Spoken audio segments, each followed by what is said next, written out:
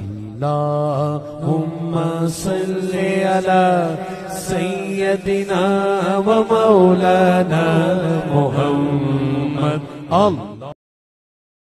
والصلاة والسلام على سيد الأنبياء والمرسلين. قال الله تعالى وتبارك في القرآن المجيد والفرقان الحميد. بسم الله الرحمن الرحيم.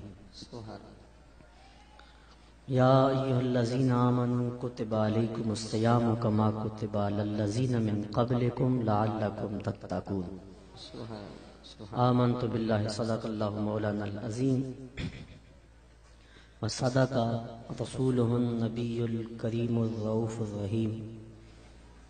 اللهم نور قلوبنا بالقرآن وزين أخلاقنا بالقرآن وادخلنا الجنة بالقرآن ونجنا من النار بالقرآن.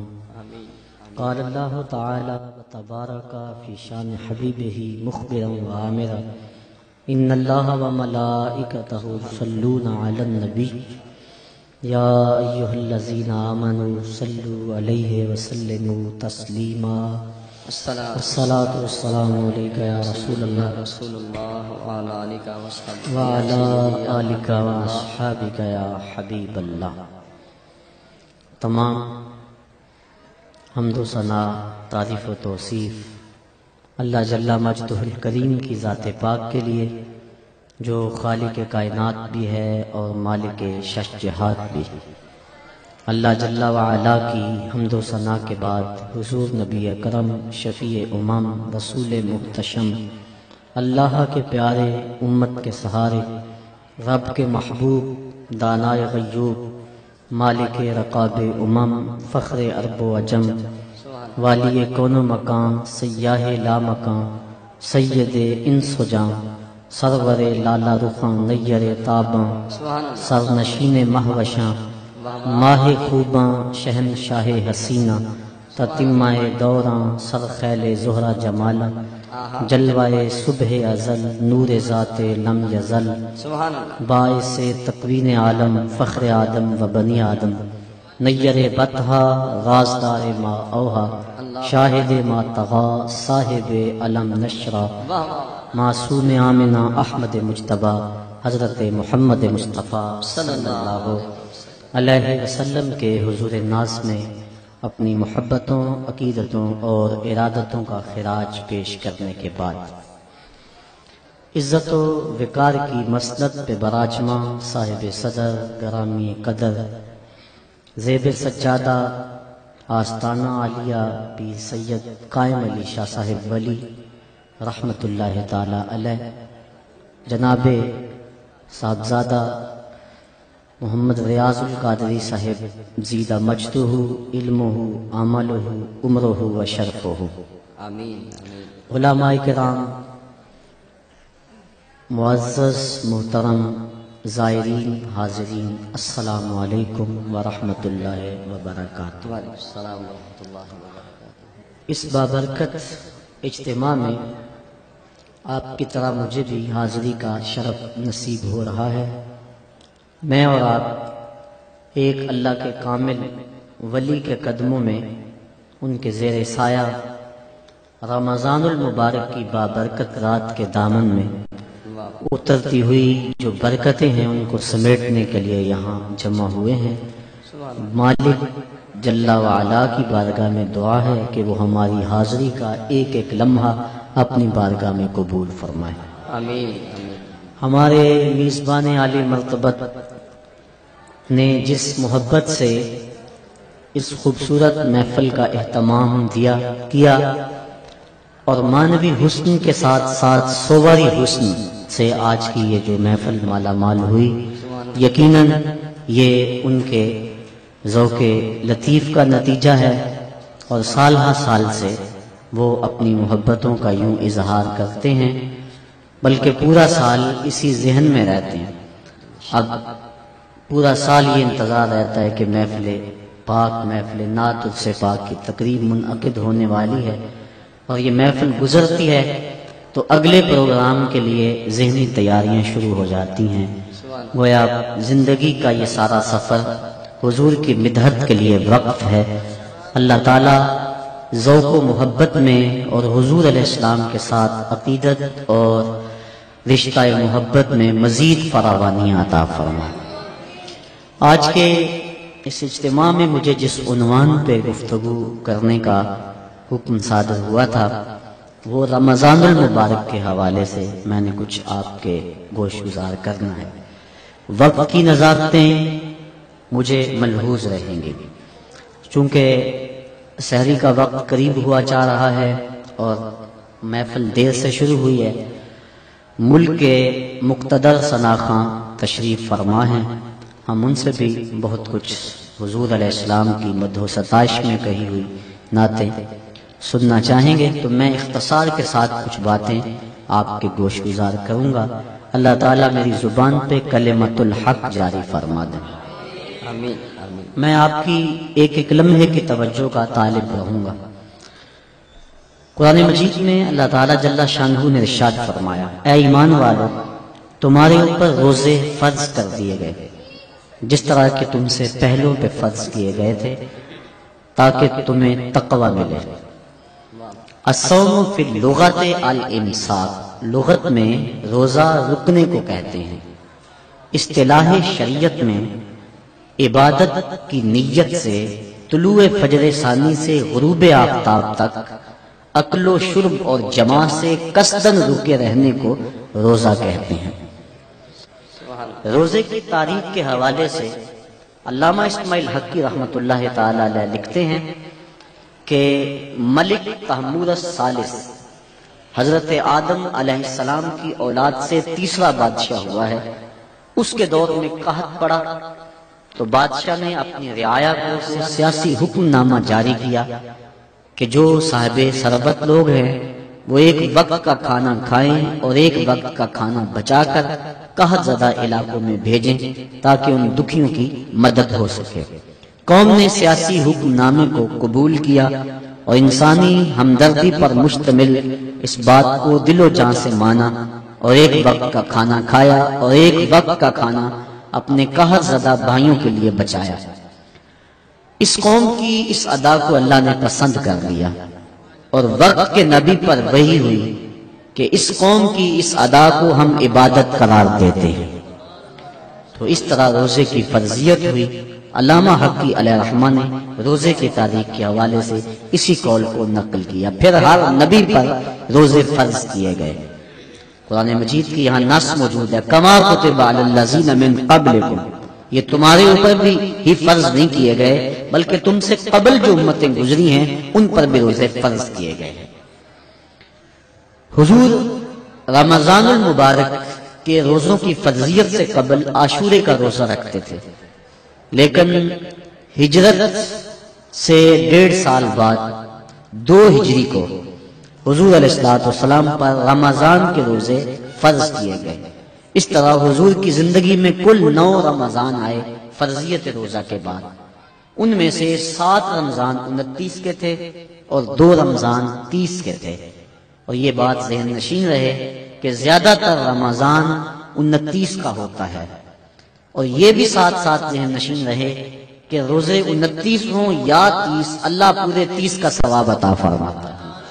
یہ امت محمدیہ پر اللہ تعالیٰ کا احسان ہے، کرم نوازی ہے۔ روزہ فرض کیوں کیا گیا؟ کیا وجہ تھی کہ مسلسل 1 مہینہ بھوکا اور پیاسا رہنے کا حکم صادر ہوا؟ مالک نے کس طرح چاہ لیا کہ میرا بندہ بھوکا بھی رہے اور پیاسا بھی رہے؟ جو 70 ماؤں سے زیادہ پیار کرتا ہے اور ایک ماں گوارا نہیں کرتی کہ میرا بیٹا بھوکا رہے، وہ سارے کام چھوڑ کے پہلی فرصت میں دودھ دیتی ہے۔ بیٹے کے لیے ماں جن جن مراحل سے گزرتی ہے وہ کسی سے مخفی نہیں۔ بیٹے کی تعلیم کے لیے زیور بیچنا پڑے تو ماں اس سے بھی گریز نہیں کرتی۔ وہ کیا کسی شاعر نے کہا تھا کہ شہر میں آ کر پڑھنے والوں بھول گئے ہو کس کی ماں نے کتنا زیور بیچا ہے۔ بیٹے کے لیے، اس کا پیٹ پالنے کے لیے کسی کے گھر کے برتن مانجنے پڑے تو ماں اس سے بھی گریز نہیں کرتی۔ اللہ نے اس کے سینے میں وہ تڑپتی ہوئی ممتا رکھی، وہ محبتوں کے امڑتے ہوئے جذبات رکھے۔ میں کہا کرتا ہوں آج کوئی شے ڈھونڈنے نکلو تو شاید ہی کوئی چیز خالص ملے، لیکن ماں کا پیار آج بھی خالص ہے، ماں کا پیار آج بھی کھرا اور سچا ہے۔ اس کے سینے میں مالک نے محبت ہی اتنی رکھ دی ہے کہ جس کو دنیا کے کسی ترازو پہ تولا نہیں جا سکتا۔ وہ ایک شاعر ہوا تابش، اس نے ماں کی محبت کو چند لفظوں میں بیان کیا۔ وہ کہتا ہے مدت ہوئی میری ماں نہیں سوئی تابش، مدت ہوئی میری ماں نہیں سوئی تابش، میں نے ایک بار کہا تھا مجھے رات کو ڈر لگتا ہے، کہا بچپن میں میرے منہ سے نکلا تھا امی مجھے رات کو ڈر لگتا ہے، میں اب بوڑھا بھی ہو گیا ہوں، میری ماں اسی خیال میں رہتی ہے کہ میرے بیٹے کو کہیں ڈر نہ لگ رہا ہو۔ یہ ماں کی محبت ہے، یہ ماں کا پیار ہے۔ ماں کا نعم البدل کیا، ماں کا تو بدل بھی موجود نہیں ہے۔ علامہ اقبال کی جب والدہ انتقال کر گئی تھی تو ان دنوں کے اندر وہ دیار غیر میں تھے، تو انہوں نے ایک طویل مرثیہ لکھا جو آج بھی کلیات اقبال کی زینت ہے۔ اس کا عنوان ہے والدہ مرحومہ کی یاد میں۔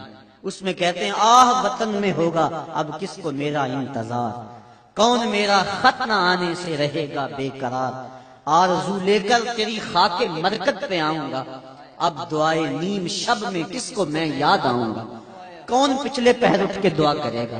استاد سے بھی تو کہنا پڑتا ہے نا حضور دعاؤں میں یاد رکھنا، شیخ سے بھی عرض کرنا پڑتا ہے اپنی دودھ دودھ راتوں میں مجھے نہیں بھولنا، حاجی کو معتمر کو عرض کرنا پڑتا ہے سینے حرم میں مسجد نبوی کی بہاروں میں مجھے یاد رکھنا ہے۔ کبھی ماں کو بھی کہنا پڑا امی دعا کرنا۔ ماں کے ہاتھ اٹھے رہتے ہیں، اور یہ بات ذہن نشین کر لیں جب ماں کے ہاتھ اٹھ جائیں تو اجابت کے سارے دروازے کھل جاتے ہیں۔ اور یہ نہیں ہے کہ ماں رابعہ بصریہ ہو تو پھر ہی دعا قبول ہوتی ہے، اپلے تھاپتی ہوئی ماں گوبر سے بھرے ہوئے ہاتھ بھی اٹھا دے، اللہ کے عرش کو جنبش دینے کے لیے وہ ہاتھ بھی کافی ہوتے ہیں۔ ماں جب بولتی ہے تو اس کے لہجے میں جبریل بولتا ہے، اور جب ماں مسکراتی ہے لگتا ہے جنت کی ساری کلیاں چٹکنے لگی ہیں۔ ماں کے لہجے میں اتنی مٹھاس ہے ساری دنیا کا شہد نچوڑ دیا جائے اتنی مٹھاس پیدا نہیں ہوتی جتنی ماں کے لہجے میں مٹھاس مالک نے رکھ دی ہے۔ وہ خورشید گیلانی نے لکھا تھا ماں کے عنوان سے، وہ کہتا ہے 5 اسٹار ہوٹلوں میں کھانا کھانے میں وہ لطف نہیں ملتا جو چولہے پر بیٹھ کر ماں کے ہاتھ کی پکی ہوئی چپاتیاں کھانے میں مزہ آتا ہے۔ عالی جناب حضرت صاحب بڑے بڑے اعلیٰ القاب سننے سے وہ حاضر وہ لطف نہیں ملتا جو ماں کی زبان سے اوے ببلو نکلنے سے لطف آتا ہے۔ ماں کا سینہ محبتوں کا خزینہ ہے، اور ماں کے سینے کے اندر مالک نے اتنا پیار رکھ دیا ہے کہ جس کا دنیا پر نعم البدل کیا بدل بھی نہیں ہے۔ غور کیجئے ماں کے سینے میں اتنا پیار کیوں ہے؟ اس لیے کہ اس نے بیٹے کو جنم دیا ہے۔ میں آپ کی توجہ چاہوں گا، ماں نے بیٹے کو جنم دیا ہے، اتنا پیار ہے کہ دنیا کے کسی ترازو پہ نہیں تولا جا سکتا۔ جس نے جنم دیا ہے اس کو اتنا پیار ہے، اور جس نے خلق کیا ہے اس کو کتنا پیار ہوگا۔ جس نے جنم دیا ہے اس کو اتنی محبت ہے، جس نے تخلیق کیا ہے اس کو کتنا پیار ہوگا۔ اس لیے کہا نا یا ایھا الانسان ما غرک بربک الکریم الذی خلقک فسواک فعدلک فی ای صورت ما شاء رکبک۔ انسان اس رب کو بھول گیا ہے۔ یا ایھا الانسان ما غرک بربک الکریم، تجھے کس نے مغرور کر دیا ہے؟ دولت نے؟ وہ تو 4 دن کی کہانی ہے۔ حسن نے؟ وہ تو ڈھلتا سایہ ہے۔ جوانی میں؟ وہ تو جانے والی چیز ہے۔ وہ چیز تو بتا، اس کا نام تو زبان پہ لا جس نے تجھے کریم رب سے غافل کر دیا، الذی خلقک، جس نے تجھے پیدا کیا۔ کتنا بڑا احسان ہے۔ اور پھر تجھے اعضاء کو توازن دیا، تجھے چلنے کا سلیقہ دیا۔ تیری زبان میں گوشت کا لوتھڑا تھا، بولنے کا طریقہ نہیں تھا، اس نے تیری زبان کو بولنے کا سلیقہ سکھایا۔ آج تیرا طوطی بولتا ہے، لفظ تیری زبان اور تیرے انداز سے ادا ہوتے ہیں۔ تیرے ہاتھوں میں طاقت ہے، آج تو ہاتھیوں کو نچا لیتا ہے، شیروں کو بٹھا لیتا ہے، ستاروں پہ کمندیں تو ڈالتا ہے، مریخ پہ سفر کی تیاریاں تو کر رہا ہے، چاند کی دھرتی پہ زمین پہ تو نے قدم رکھ دیا ہے۔ انسان ذرا غور تو کر، تو تھا کیا؟ ذرا ماضی کی طرف پلٹ کر کے دیکھ، کل ماضی کو نہیں دیکھنا تو مستقبل کو ہی دیکھ لے۔ ایک وقت پھر آئے گا، پھر لاٹھی تیرے ہاتھ میں ہوگی، پھر لاٹھی بھی جواب دے جائے گی، پھر 4 پائی پہ لگ جائے گا، جسم کی پوری قوت صرف کر کے 1 گلاس پانی کا مانگے گا، اور اس وقت تو زندگی سے تنگ آ جائے گا، گھر والے بھی تنگ آ جائیں گے۔ اب ہم تمہیں اگر موت نہ دیتے بتا تو کیا کرنا؟ فَأَمَاتَهُ فَأَكْبَرَ، ہم نے زندگی دی یہ بھی ہمارا احسان، اور ہم نے موت دی یہ بھی ہمارا احسان۔ تو ڈاکٹر کو کہتا لگا زہر کا ٹیکہ، سارے تنگ تھے تیرے سے، سارے کہتے تھے اللہ بابے کو پردہ دے دے تو اچھی بات، لیکن تجھے پردہ بھی نہ ملتا، تجھے موت بھی نہ آتی، تو بتا کیا کرتا؟ ہم نے زندگی دی یہ بھی احسان کیا، فَأَمَاتَهُ، اور موت دی یہ بھی احسان کیا۔ اچھا کتا بھی تو مرا تھا، گھسیٹ کے روڑی پہ ڈال دیا، جانور بھی تو مرے تھے، گھسیٹ کے روڑی پہ ڈال دیا، تجھے بھی اگر روڑی پہ ڈال دیا جاتا تو کیا کر سکتا تھا؟ تو تو مردہ تھا، بے حس تھا، کیا کر سکتا تھا؟ لیکن ہم نے کہا نہیں، ہم نے وفا نبھائی تیرے ساتھ، کہا اسے غسل دو، اس کے سنت سنت پہ خوشبو ملو، اس کو چٹے لباس میں کفن دے دو، اور اس کو پھر 4 آدمی اٹھائیں، اور کہا تیز نہ چلنا، میرے شاہکار کو کہیں جھٹکا نہ لگے۔ اور پھر آج ہم نے تجھے تکریم دی، ہم نے تجھے عزت دی، امام کعبہ ہے وہ بھی پیچھے کھڑا ہے، تجھے آگے رکھ لیا، تو نے ہمارے ساتھ کیا کیا اور ہم نے تیرے ساتھ کیا کیا۔ ذرا ماضی کی طرف پلٹ کے دیکھ لے، تجھے پھر بھی شرم آئے گی، ذرا آگے جا کے دیکھے، تجھے پھر بھی شرم آئے گی۔ یا ایھا الانسان ما غرک بربک الکریم، بتا تجھے کس شے نے خدا سے غافل کر دیا۔ اور پھر اب بلا بھاگے ہوئے کبھی کوئی یوں آواز دیتا ہے؟ سکول سے بچہ بھاگ جائے تو اس کو پکڑا جائے تو اس کا سلوک اس کے ساتھ کیا کیا جاتا ہے؟ غلام بھاگ جائے تو اس کو کیسے آواز دی جاتی؟ جو بھاگا ہوا ہے اس کو آواز دے رہا ہے، یا ایھا الانسان، او بھاگے ہوئے انسان پلٹ آ۔ اور کہیں فرمایا قتل الانسان، یہ مر جانا انسان کتنا ناشکرا ہے۔ تو کیسی اس کی رحمتیں ہیں، بندے کو پکارا جا رہا ہے تو انسان اگر ماضی کی طرف دیکھ لے پھر بھی شرم سے پانی پانی ہو جائے، اور اگر آگے ذرا 2 قدم بڑھ کے دیکھ لے پھر بھی سے حیا آ جائے۔ کہا اس مالک کا در کیوں چھوڑ گیا ہے؟ اللہ ذی خالق کا، جس نے تجھے پیدا کیا۔ توجہ کیجئے، جس ماں نے جنم دیا وہ تو گوارا نہیں کرتی کہ میرا بیٹا بھوکا رہے، وہ تو گوارا نہیں کرتی، سارے کام چھوڑ کے پہلے دودھ دیتی ہے، بیٹے کے لیے کسی گھر کے برتن مانجنے پڑے اس سے بھی گریز نہیں کرتی۔ تو جو 70 ماؤں سے زیادہ پیار کرتا ہے، 70 ماؤں کی زندگی بھر کا پیار ایک طرف، اور مالک کا شفقت کی نظر سے ایک مرتبہ دیکھ لینا ایک طرف، تو وہ جب ماں گوارا نہیں کرتی کہ میرا بیٹا بھوکا رہے تو مالک نے کیسے گوارا کر لیا کہ میرا بندہ پورا مہینہ بھوکا رہے؟ آؤ پھر ماں کی گود میں آئے، ماں کی محبتوں بڑے گھنے چھاؤں میں آئے۔ ماں بیٹے کی آنکھ میں ایک آنسو بھی گوارا نہیں کرتی تھی، بھوک سے تڑپنا گوارا نہیں کرتی تھی۔ اب بیٹا ہو گیا بیمار، ڈاکٹر کے پاس اٹھا کے ماں بیٹے کو لے گئے، ڈاکٹر نے تشخیص کی، جو علاج تجویز کیا اس میں سیرپ کڑوا تھا، بیٹا پیتا نہیں تھا، ماں نے لٹا لیا زبردستی، منہ کھولا اور حلق میں کڑوا سیرپ ٹپکا رہی ہے، بیٹا چیخ رہا ہے، ماں جو حلق سے نیچے سیرپ اتر رہا ہے، اطمینان ہے اس کے چہرے پہ۔ کیا ماں صفاک ہو گئی ہے؟ نہیں۔ اس کی ممتا چھن گئی ہے؟ نہیں۔ اس کی محبت کے جذبات سرد ہو گئے؟ نہیں۔ کیا اس کا پیار رخصت ہو گیا؟ نہیں۔ وہ تو ایک آنسو بھی گوارا نہیں کرتی تھی، اور آج بیٹا رو رہا ہے اور ماں کے چہرے پہ اطمینان ہے۔ تو غور کریں گے، ماں جانتی ہے بیٹا نہیں جانتا، ماں سمجھتی ہے چند لمحوں کی تکلیف ہے لیکن نتیجہ شفا کی صورت میں ہوگا۔ اس لیے مالک بھی نہیں چاہتا کہ میرا بندہ بھوکا رہے، لیکن اس کے باوجود کیوں چاہ لیا؟ کہا لعلکم تتقون، میرے بندو تمہیں تقوی کا نور مل جائے گا، تمہیں تقوی کی دولت نصیب ہو جائے گی۔ اب سوال یہ ہوا کہ آپ بھوکے اور پیاسا رہنے سے تقوی ملتا ہے؟ تقوی کی دولت بھوک سے ملتی ہے؟ تو آئیے شیخ فرید الدین عطار سے پوچھتے ہیں۔ اور اس سے قبل ایک اور بات طے کر لیں، ہمارے 2 دشمن ہیں جو ہمیں جادہ مستقیم سے بھٹکانے کے لیے دن رات کو شاہر محنت کر رہے ہیں، ایک نفس اور دوسرا شیطان۔ اب نفس بڑا دشمن ہے یا شیطان بڑا دشمن ہے؟ تو شیطان تو انسانوں کو گمراہ کرتا ہے، جب شیطان خود گمراہ ہوا اس کو کس نے گمراہ کیا؟ اس وقت تو کوئی دوسرا شیطان نہیں تھا، وہ نفس تھا جو شیطان کو بھی لے ڈوبا۔ آنا خیر منہ، جس نے اندر سے سر اٹھایا، اور شیطان کو شیطان بنانے والا نفس ہے۔ ہمارے 2 دشمن ہیں، ایک نفس اور دوسرا شیطان، اکیلی اور ناتواں جان 2 دشمنوں کے نرغے میں۔ لیکن اذا جاء رمضان سلسلۃ الشیاطین، جب ماہ سیام آیا شیاطین جکڑ دیے گئے۔ 2 دشمن تھے، ایک دشمن باندھ دیا گیا۔ یہ جو مسجدوں کو پھاٹک کھل گئے اور قرآن کی تلاوت ہونے لگی، یہ شیطان کے بند جانے کی وجہ سے ہوا، اور پھر بھی گناہ ہو رہے ہیں، یہ نفس کے موجود رہنے کی وجہ سے ہے۔ 2 دشمن تھے، ایک بند گیا، دوسرا دشمن موجود ہے۔ اب یہ نفس اس کو کس طرح رام کیا جائے گا، چونکہ اگر نفس قابو میں آ گیا تو شیطان کچھ نہیں کرے گا. شیطان باہر کا چور ہے، نفس اندر کا چور ہے. ہمارے دیہاتوں میں جب کبھی چوری ہو جاتی ہے تو لوگ اندازہ کرتے ہیں کہ چور کہاں سے آیا، بوڑھے آدمی بیٹھ جاتے ہیں دانشور لوگ، لیکن ایک نقطے پہ سارے متفق ہوتے ہیں کہ کوئی اندر کا بندہ بھیتی موجود ہے. اتنی دیر تک چوری نہیں ہو سکتی جب تک کوئی اندر کا بندہ موجود نہ ہو. یہ شیطان اتنی دیر تک حملہ نہیں کر سکتا جب نفس ساتھ شامل نہیں ہوتا. اب شیطان کے چھٹنے سے قبل ہم نفس کو قابو میں کر لیں تو شیطان چھٹ بھی گیا تو کچھ نہیں کر سکے گا.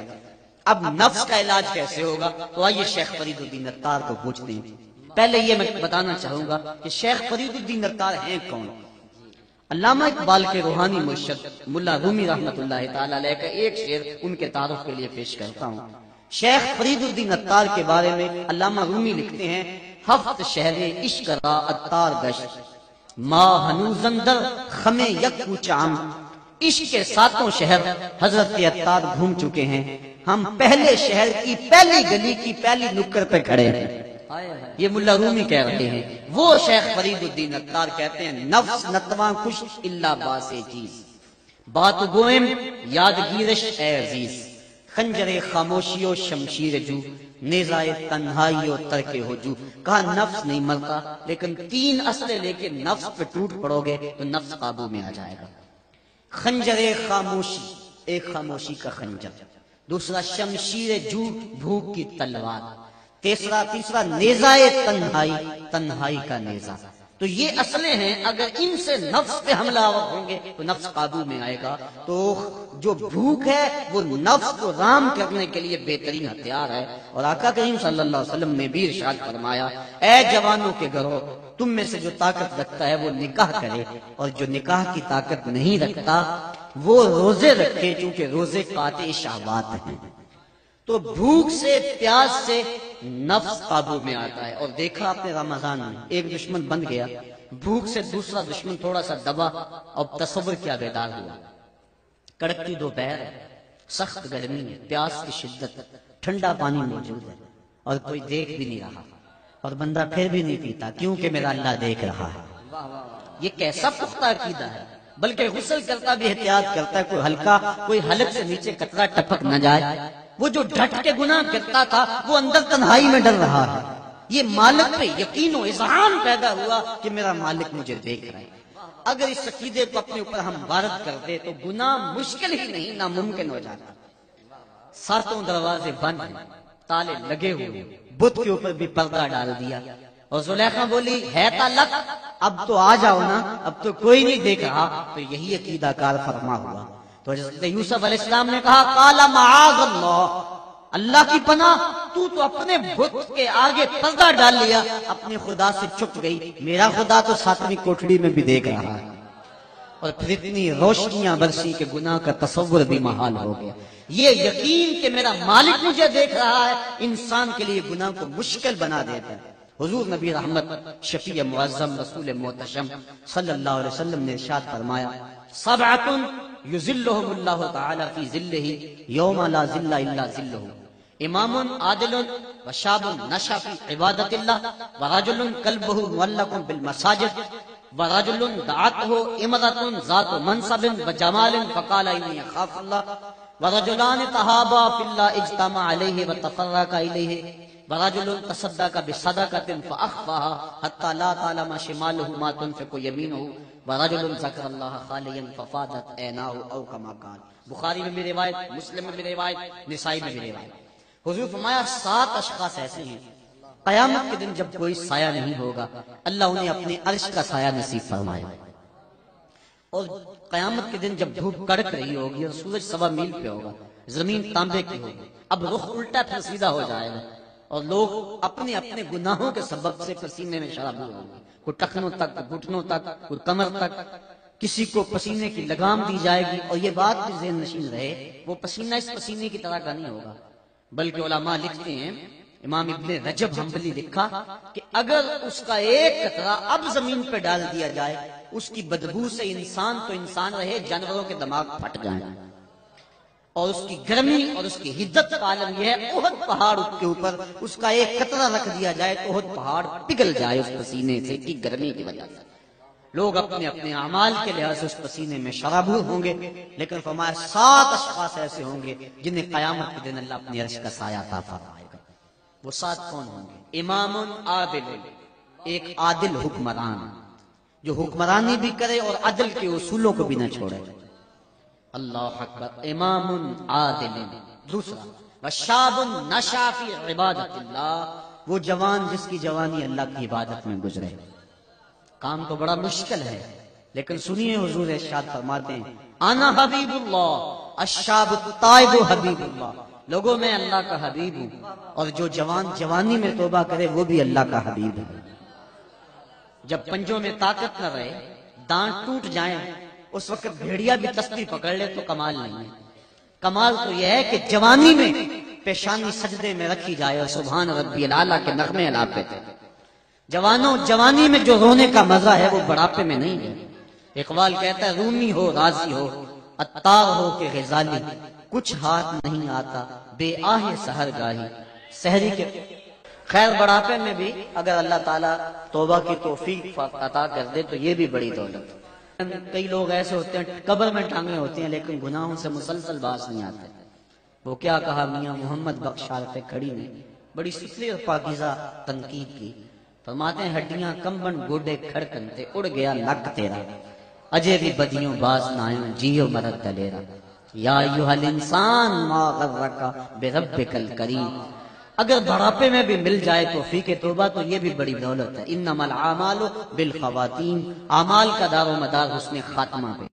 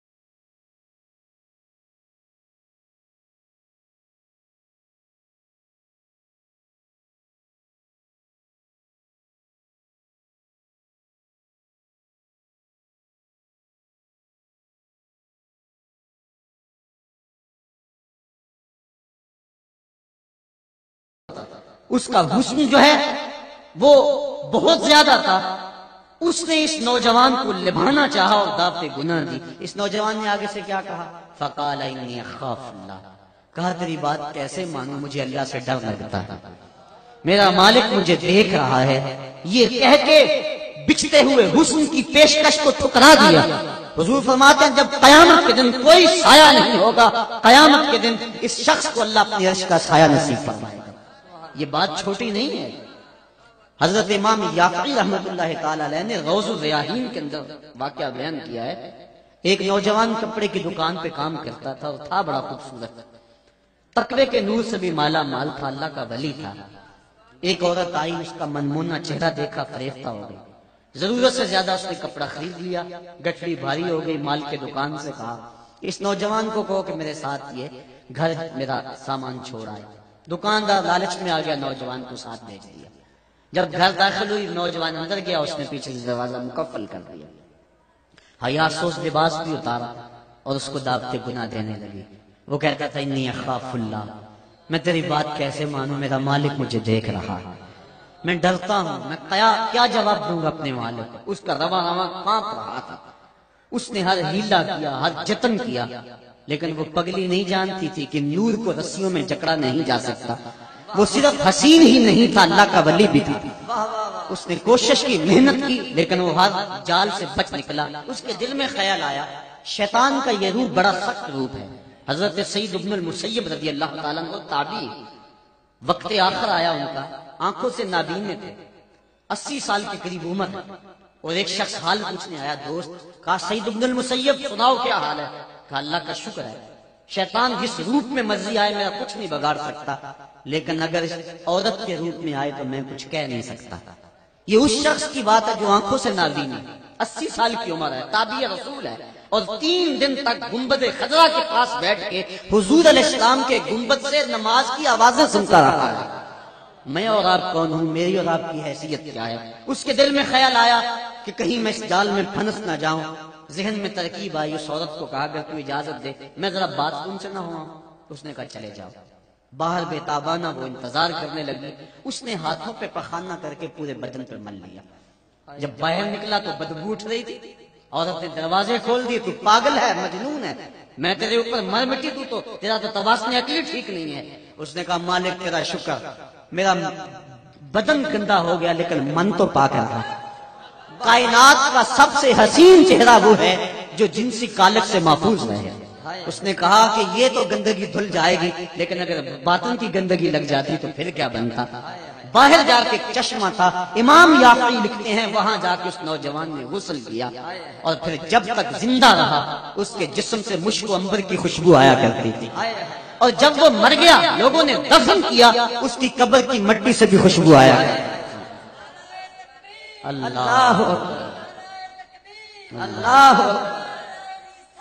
یا رسول اللہ۔ تو روزہ یہ تصور دیتا ہے کہ میرا مالک مجھے دیکھ رہا ہے، کاش کہ ہم اس کو اپنے اوپر عبادت کر لیں۔ پانی نہیں پیتے اللہ دیکھ رہا ہے، کھانا نہیں کھاتے اللہ دیکھ رہا ہے، جب رشوت لیتے ہیں اللہ اس وقت نہیں دیکھ رہا ہوتا، جب آنکھ بھٹکتی ہے اللہ اس وقت نہیں دیکھ رہا ہوتا، جب خیال بہکتا ہے اللہ اس وقت نہیں دیکھ رہا ہوتا۔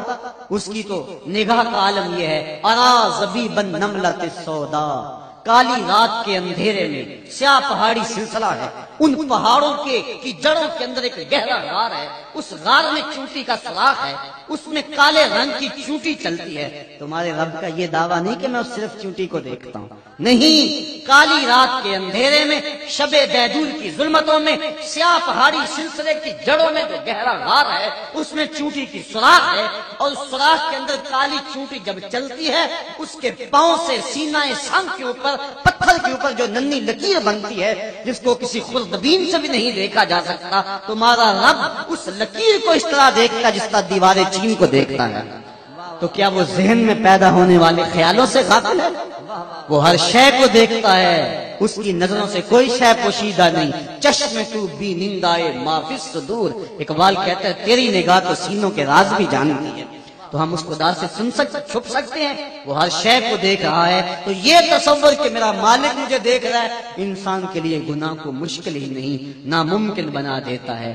تو وہ مالک جو کھانا کھانے لگے پانی پینے لگے تو دیکھتا ہے، چوری کریں تو پھر بھی دیکھتا ہے، نظر بھٹکے تو پھر بھی دیکھتا ہے، اور جو رمضان میں دیکھتا ہے وہ غیر رمضان میں بھی دیکھتا ہے۔ آؤ اس تصور کو پختہ کر لیں اور اپنے اوپر کاری کر لیں، اور یہی اولیاء کا پیغام ہے۔ اللہ مجھے آپ کو توفیق عمل نصیب فرمائے، حضور کی محبتوں کا اسیر بنائے، اور روزہ رمضان کی جو اس کا فلسفہ ہے اس کو سمجھنے کی توفیق انیق عطا کر دے۔ کارے ماں آخر شدو آخر زما کارے نشد، مشت خاکے ماں غبارے کوچائے یارے نشد، و آخر دعوانا ان الحمدللہ رب العالمین۔